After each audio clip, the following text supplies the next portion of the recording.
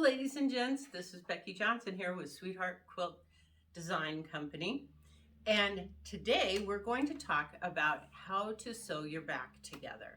So when you're putting a back on a quilt like this, obviously one width of fabric is not going to be enough. So we need to sew it together. Sometimes we need to sew two pieces for a quilt this size. Sometimes you have a really big quilt and you need to sew three pieces together. I'm going to demonstrate two, but I'll give you clues along the way about how to do it with three. So on the quilt that I'm doing this back for, I'm actually going to hang that quilt. And so you get extra strength in the fabric when you use the length of the fabric. The fabric's woven on big looms, and they have to use very strong threads going the long way. Going the width of fabric, it stretches just a little bit. So by putting a vertical seam in the quilt, you get that extra strength. You might actually, you want to do that on a bed quilt that you'd be pulling up. So it takes a little less fabric usually to do the horizontal seam. So you just need to make the decision based on that. So the quilt that I'm making this backing for actually measures 64 by 75. Now, you have to add a little extra for the quilting. So whether you're quilting it yourself or you're going to have a long arm quilter do it, you need a little extra fabric. I've been a long arm quilter, I'm in my 20th year now, kind of exciting. And I need that extra fabric so that I can make sure to get your quilt laid flat and smooth. If the backing's too tight, then it doesn't give you the flexibility to really make it look good. So we're going to add 6 inches. So that gives us 81 inches, which is 2 1/4 yards. And since we need 2 pieces to do it, we're going to multiply times 2, and I need to buy 4 1/2 yards for the back on this quilt.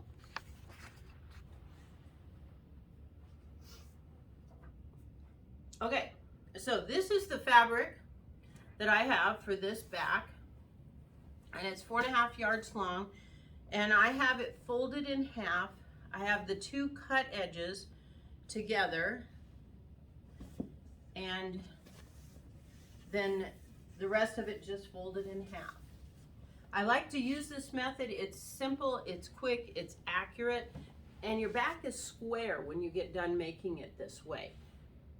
Which, when a long arm quilter is putting a backing on their machine, they have 2 different pipes with leaders that they have to hook onto. So they're parallel. So your quilt has to be square. If it's not, then one side will sag. And that's not good. But most long armers are used to squaring up quilt backs. But they'll really think you're wonderful if yours is square when you bring it to them. So the first thing that I'm going to do, let's see, can you see this over here? Maybe. There we go. I'm going to trim off these cut edges. So I'm lining up with my fold down here, and I'm going to go ahead and trim this off. I'll just step right here.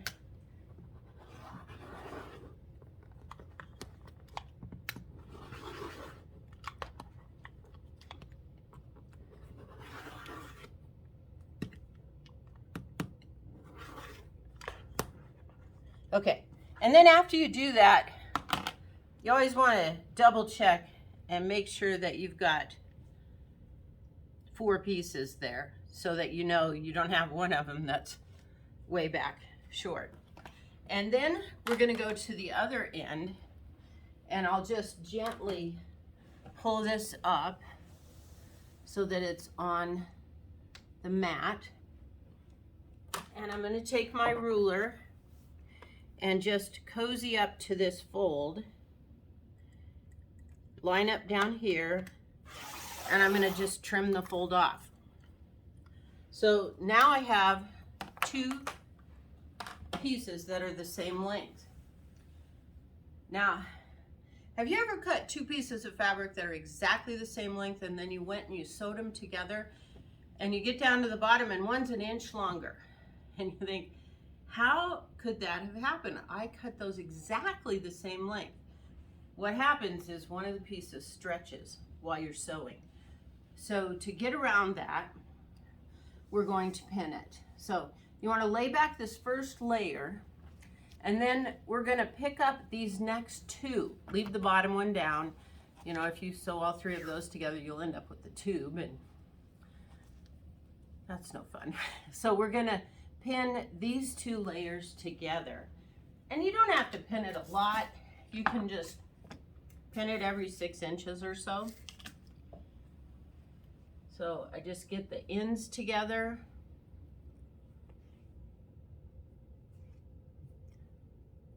And I just put in a pin every 6 or 7 inches.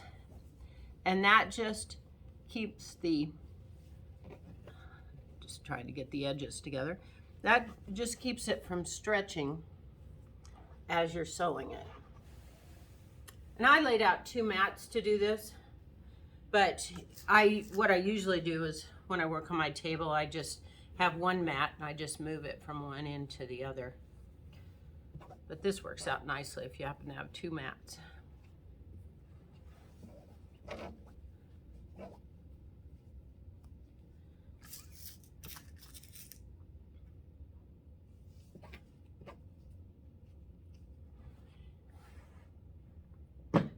And then you don't need to trim any excess.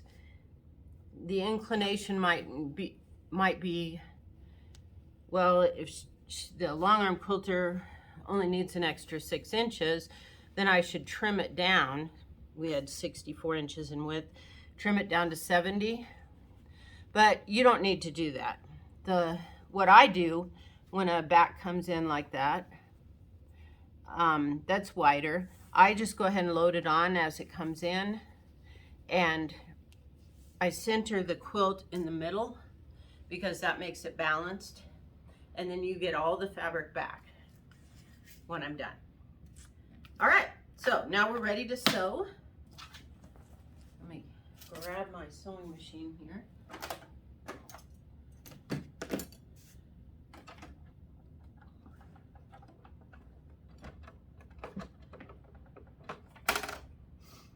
Now we're going to sew,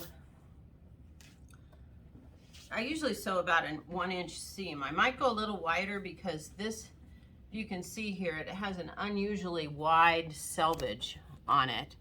So I'm going to do a little wider because we're going to go back and trim the selvage edges out of the quilt. They put other kinds of fabric threads in the selvage. It's not 100% cotton. And it has different strength, it's stronger, and it reacts differently to washing or wear or anything than the cotton does. So you don't want that. You don't want it in your seam allowances. You don't want it in the back of your quilt. You want to go ahead and get that out. If you remember when they first started making those terry cloth towels with a decorative strip in it, and you run them through the washer and pull them out, and it would look like this. I actually saw one of those the other day that looked like that because this fabric was different and it had shrunk. And so the towel was normal and this part had shrunk. So that's why you don't want different types of threads in the back of your quilt. So now we're going to sew these 2 pieces together, center 2.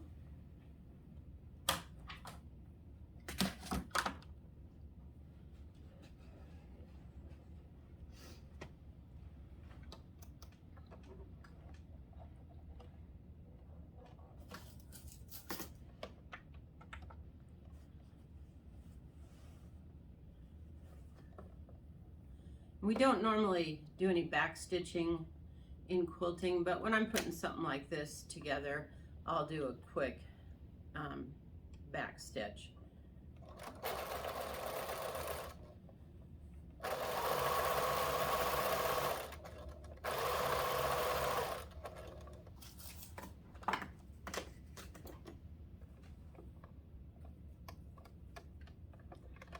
those extra threads.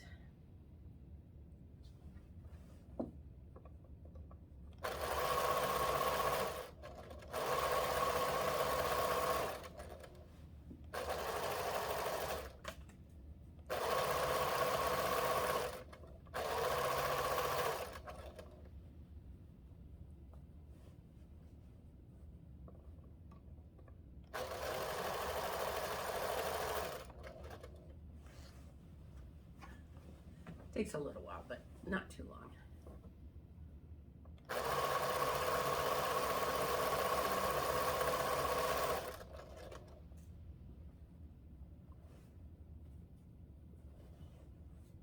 gonna make sure I don't get that third piece back there caught in.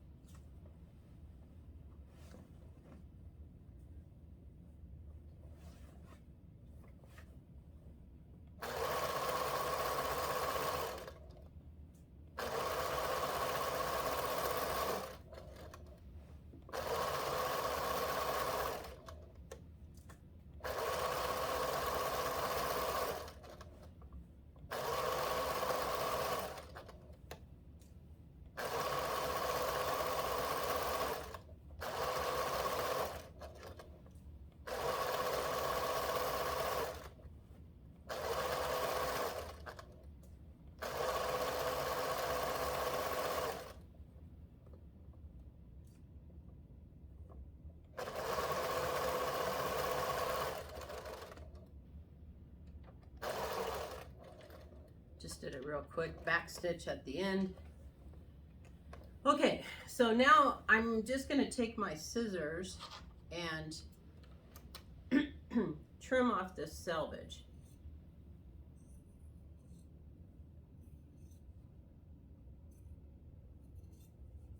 If I get this going right, I can do it a little faster.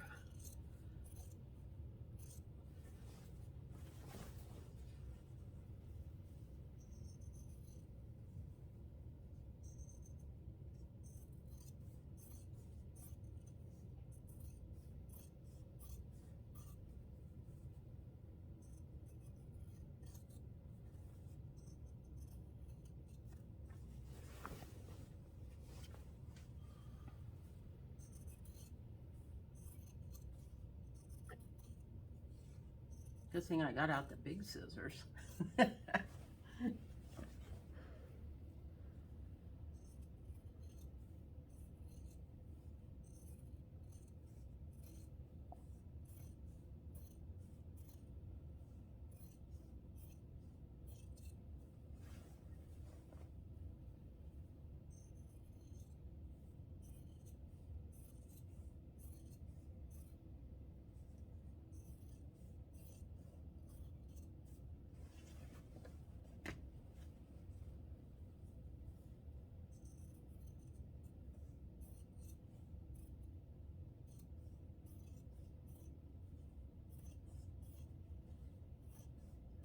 Now when you get done cutting this out, if you happen to have a cat or two, these make great toys for them. They're strong because they're that selvage edge, and you know how cats like to chase things. Okay, and then we're going to head over to the iron.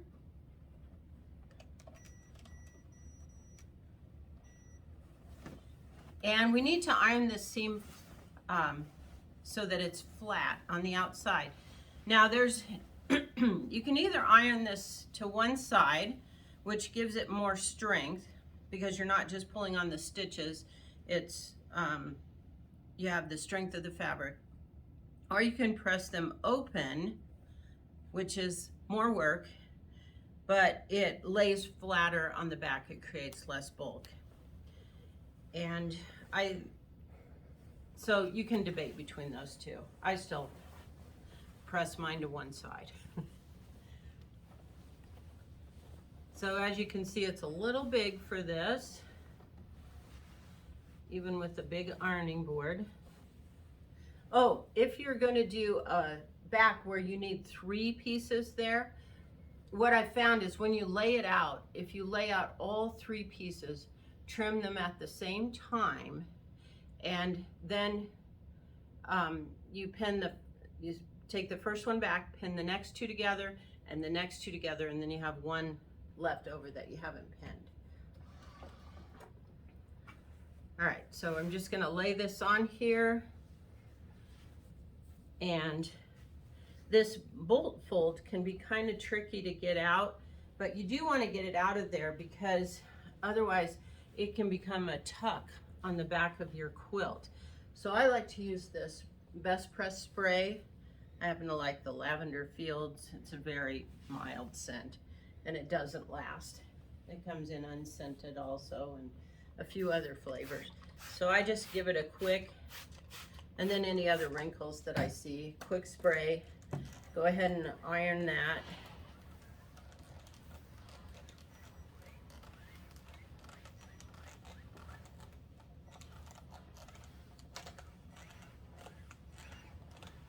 My ironing board in my quilting room is just a touch wider than this. It'll hold the whole thing. All right, and then we're gonna get over here to the bolt fold, and I just lay it on the side here. You do want to iron this from the top because if you don't, you can't see your finished seam unless you're looking at it. So if you're ironing it from the other side, you're apt to not have it ironed flat. So when I iron it to one side like this, it's real easy just to lift it up and flip the seam to the side.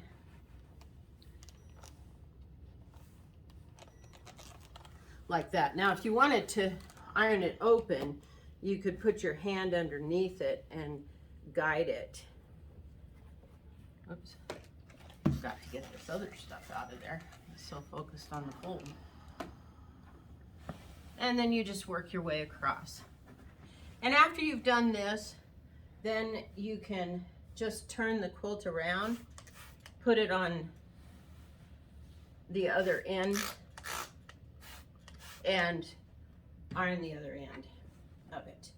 And then very quickly you have a back that is square and you don't have any stretched fabric in it. It'll all lay flat very nicely. And then you just finish ironing it. When you get done, just pick it up, turn it around, and iron the other side. So there you go. That's how to make a simple, quick back that's square. Have fun with it. This is Becky Johnson signing off. Be sure and press the like and the subscribe button. My daughter and I were having a funny little discussion about this because when the like and the subscribe buttons, or I guess it's, yeah, appear on the screen, I thought in order to like it, you had to get your mouse up there really quick and hit that like button, and it would disappear too fast. I could never get it done. And so she kindly explained to me that those are just reminder buttons, the like and the subscribe. And if you go down underneath the video, it has the like button. Whoops, it's on this side. The like button right down there. So go ahead and like us and subscribe so you'll get notifications when we put up new videos, and look forward to sharing more time with you. Thank you.